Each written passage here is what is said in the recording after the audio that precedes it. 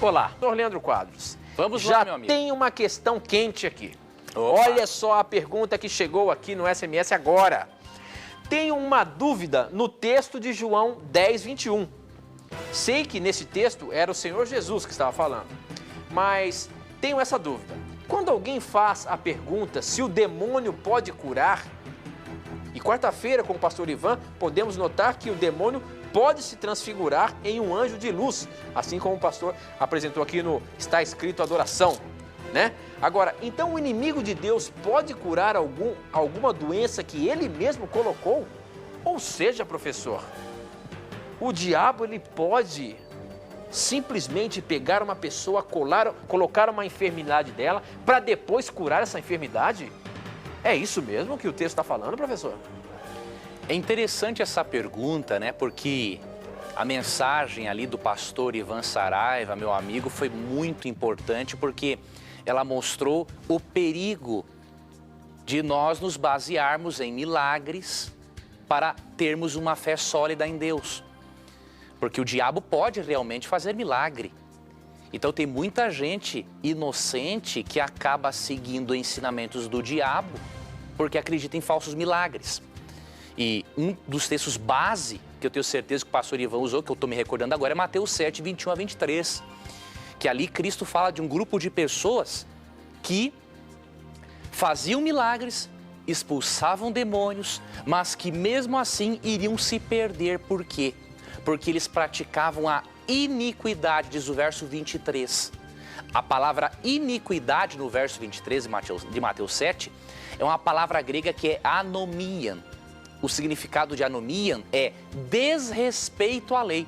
Então Cristo está falando o seguinte: aparte-se de mim quem desrespeita a lei, mesmo que expulse demônios, faça milagres e tudo mais. Agora, isso não parece contradizer João 10, 21, que é a pergunta do nosso telespectador? Aqui diz o seguinte: este modo de falar não é de endemoniado.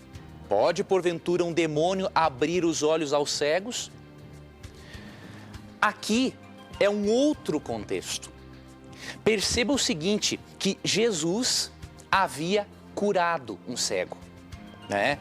E aí o que acontecia? Os fariseus estavam acusando Cristo, né, de ser possesso pelo demônio para curar pessoas e expulsar os próprios demônios.